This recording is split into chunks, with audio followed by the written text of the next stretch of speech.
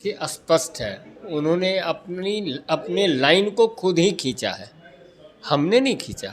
Bharatiya Janata party ने पूरे सम्मान के साथ उनको विधान पार्षद बनाया, उनको मंत्री बनाया और पूरे सम्मान के साथ, क्योंकि गठबंधन का हमारा जो अनुभव है बरसों पुराना अनुभव है।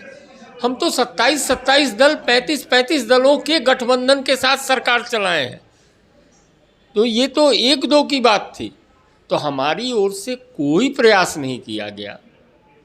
जब उन्होंने लक्ष्मण रेखा को पार किया, वैसी स्थिति में मेरे साथ कोई चारा नहीं था। नमस्कार, आप देख रहे हैं सिटी पोस्ट और मैं हूं अभिषेक मिश्रा। बिहार की राजनीति में अभी बहुत सारे खेल बाकी हैं, खेल नहीं कहें, बहुत सारे दिलचस्प घटनाक्रम बाकी हैं। मुकेश सहनी का चैप्टर क्लोज हुआ है और कैबिनेट का विस्तार होना है। उस विस्तार की गहमागहमी दिखाई दे रही है और वीआईपी पार्टी से जो विधायक बीजेपी में शामिल हुए, उन्होंने दिल्ली में जेपी नड्डा से मुलाकात की और इन चीज़ों को लेकर, इन संभावनाओं पर आने वाले दिनों में बिहार की जो सियासत की तस्वीर कैसी होगी, उस पर बात करेंगे। हमारे साथ बीजेपी के राष्ट्रीय मीडिया प्रभारी संजय मयूख हैं। सर, सबसे पहले तो वक्त देने के लिए बहुत जी नमस्कार। शुक्रिया। जी नमस्कार।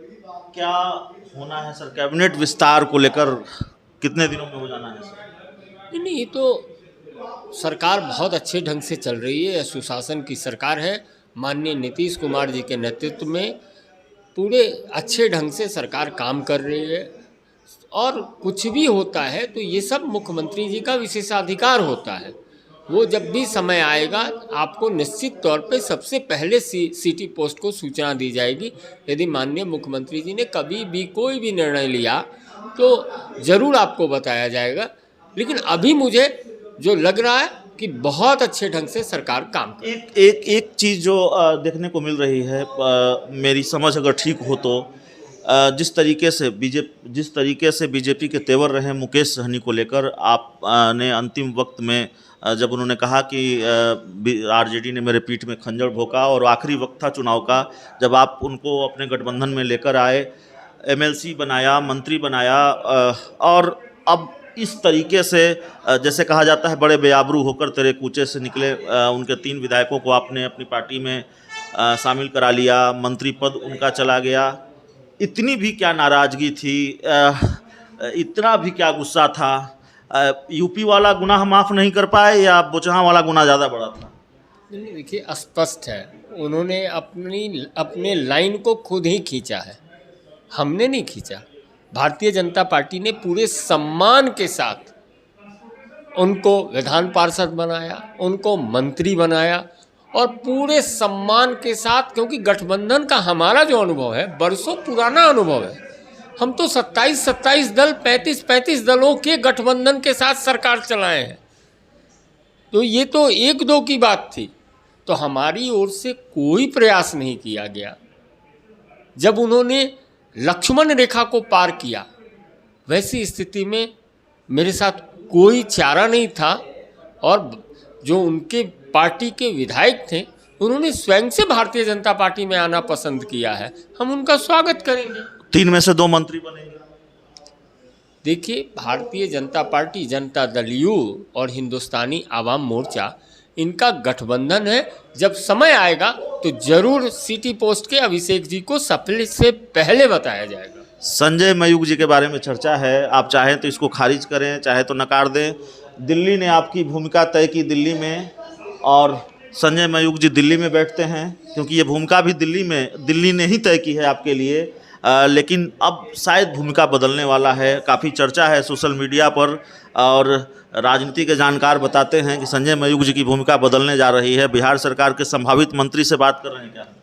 नहीं, भारतीय जनता पार्टी के एक सक्रिय कार्यकर्ता से अभिषेक जी की बात हो रही है, जो अनवरत एक सक्रिय कार्यकर्ता के रूप में रहना पसंद करता है।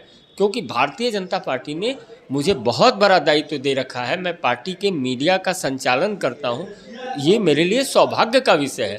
पार्टी के निर्देश पर हम लोग हर जगह काम करते हैं, इसलिए हमारा सीधा मानना है पार्टी के सक्रिय कार्यकर्ता के रूप में रहना हमेशा पार्टी के निर्देश का पालन होता है। एक आखिरी सवाल है, आपकी पार्टी के कई नेताओं के बयान सामने आए हैं और बयान यह कि मुकेश सहनी को बंगला भी खाली कर देना चाहिए या मुकेश सहनी का बंगला भी खाली कराया जाएगा।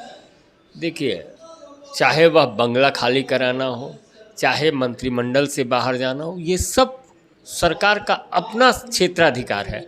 उस क्षेत्राधिकार में सरकार निर्णय लेती है। सरकार जिसको विधान पार्षद बनाती है उसको विधान पार्षद का आवास, जिसको मंत्री बनाती है उसको मंत्री का आवास, तो ये सब कुछ तो बटा हुआ है। चिराग जी का बंगला खाली कराया जा रहा है दिल्ली में। नहीं, देखिए, चिराग पासवान जी भी माननीय सांसद हैं और माननीय सांसद के लिए जो अलॉटेड होगा, जो माननीय मंत्री, आप जानते हैं, आप विशेषता जानते हैं कि सबका अलग अलग टाइप होता है, उस टाइप के आवास को जरूर मिलता है। जिस आवास के उपयुक्त होता है उसको जरूर मिलता है। इसलिए उसमें खाली कराने, देखिए, ये जनतंत्र है।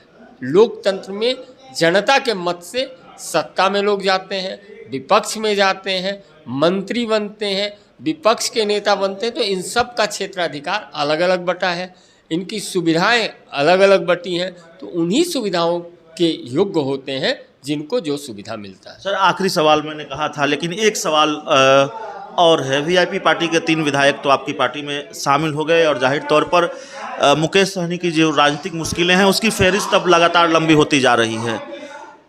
विधायक तो आप ले आए, क्या पार्टी के नेताओं को भी लाने की तैयारी है, सेंधमारी की भी तैयारी है? देखिए, जो माननीय प्रधानमंत्री नरेंद्र मोदी जी के सबका साथ, सबका विकास और सबका विश्वास की नीति पर चलना चाहता है, उन सभी लोगों का भारतीय जनता पार्टी में स्वागत है। ये तो डिप्लोमेटिक जवाब हो गया। वैसी तैयारी, संजय मयूख जी बड़े रणनीतिकार माने जाते हैं। कोई तैयारी नहीं, क्योंकि हम बार बार कह रहे हैं कि जिसका नरेंद्र मोदी जी में भरोसा है, जिसका भारतीय जनता पार्टी के रीत नीति में भरोसा है, उनका हमारे यहाँ स्वागत है। तो चलिए, हमारे साथ संजय मयूख थे और इसी तरह डंके की चोट पर बात करते हैं और बेहद कुशल रणनीतिकार हैं और बहुत सधा हुआ अंदाज भी। जब इस तरह के सवाल हों, इस तरह का राजनीतिक घटनाक्रम हो और उससे जुड़े सवाल हों, तो इस पूरी बातचीत में इतना ही, इस पूरे इंटरव्यू में इतना ही। बहुत बहुत धन्यवाद।